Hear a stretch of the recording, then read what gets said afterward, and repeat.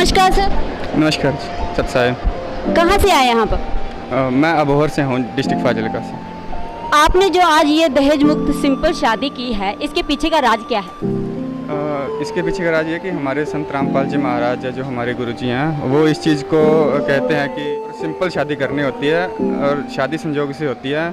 तो इसमें जो आडंबर होते हैं, बैंड बाजा, बारात, ये सिस्टम वो ख़त्म करते हैं संत राम। मुझे बताइए, आज के टाइम पर लोग अपनी बेटे या बेटी की शादी में पैसा अंधाधुंध पानी की तरह बहा देता है, ठीक है। दिखावे को बहुत ज़्यादा आज के टाइम पे तवज्जो दी जाती है, मगर आपके मन में कभी ये चीज़ नहीं आई कि मैं अपनी भी शादी धूमधाम से करूं, बैंड बाजे बारात के साथ करूं? नहीं, वैसा बिल्कुल भी नहीं है, क्योंकि धूमधाम और दिखावे के बाद जो चाहे लड़का हो या लड़की हो, उसके माँ बाप के कर्जे का बोझ जो होता है, फिर वो आगे ना कहीं जाके रिलेशन में एक रोड़े की तरह आ जाता है। इसीलिए जी महाराज यही इस चीज़ को प्रायोरिटी देते हैं भाई जो है दहेज मुक्त शादी करें, ताकि कर्जे का बोझ से हम उभरें और अपने आगे से आराम से अपना लाइफ जो है शुरू कर सकें। आपने किसी प्रकार के दहेज की भी डिमांड की है? जी बिल्कुल नहीं, एक पैसे के नहीं।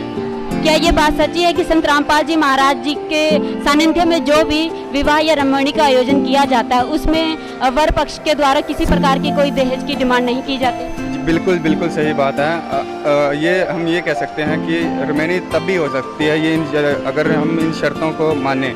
अगर दहेज लेना है तो फिर संत रामपाल जी महाराज उन लोगों को अपने मिशन में नहीं रखते, और जो भी संत रामपाल जी महाराज के सानिध्य में जिसकी भी रमणी होती है वो दहेज मुक्त ही होती है। आज के समय में ये भी देखा जाता है कि लोग सामने तो दिखावा करते हैं कि हम सिंपल शादी कर रहे हैं, किसी प्रकार का दहेज का लेन देन नहीं कर रहे हैं, मगर बाद में वो चेक के थ्रू भी जो कैश है या चेक के थ्रू अपने अकाउंट में पैसे डलवा लेते हैं। नहीं जी, ऐसा बिल्कुल भी नहीं होता, क्योंकि भक्ति मार्ग है और भक्ति मार्ग में ईमानदारी ही सबसे बड़ी चीज़ होती है।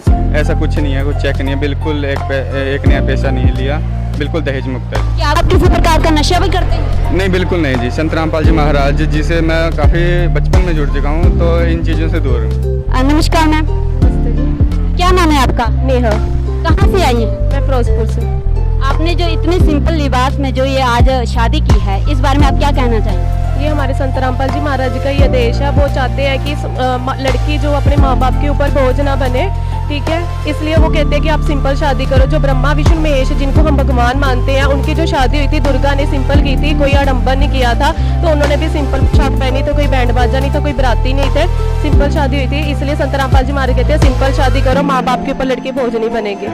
आपसे किसी प्रकार के दहेज की मांग की थी इन्होंने? नहीं जी, संत रामपाल जी महाराज का आदेश है, दहेज ना लेना और ना देना है।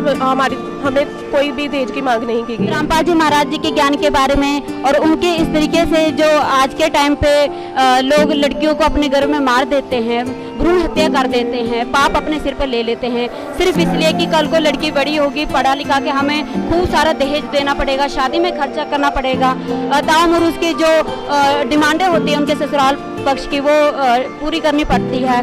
तो आज के समय में जो संत रामपाल जी महाराज जी ने दहेज मुक्त विवाह का जो बीड़ा उठाया, इसके बारे में आप क्या संदेश देना चाहेंगे? देखिए, ये बहुत बड़ी बात है कि संत रामपाल जी महाराज ने ये जो चीज़ है दहेज मुक्त जो शादी है उसको पूरा किया, क्योंकि गवर्नमेंट ने भी बहुत रूल्स बनाए हैं दहेज मुक्त दहेज ना लिया जाए, ना दिया जाए, बट वो कभी भी सक्सेसफुल नहीं हुआ। और संत रामपाल जी महाराज ने अपने भक्तों के थ्रू वो सक्सेसफुल करवाया और उस चीज़ को दिखाया है कि दहेज मुक्त शादी भी हो सकती है, कि जो बेटी होती है वो बोझ नहीं है। संत रामपाल जी महाराज कहते हैं बेटी कभी भी बोझ नहीं होती, वो भगवान का रूप होती है, भगवान का आशीर्वाद होती है, उसको भगवान बच्चे की तरह पालना चाहिए, कभी भी उसको मारना नहीं चाहिए। तो उसको अच्छी आत्मा मानते हैं संत रामपाल जी महाराज। तो संत रामपाल जी महाराज के आदेश अनुसार हमारी जो देश मुक्त शादी हुई है वो बहुत अच्छी। जी बहुत बहुत धन्यवाद।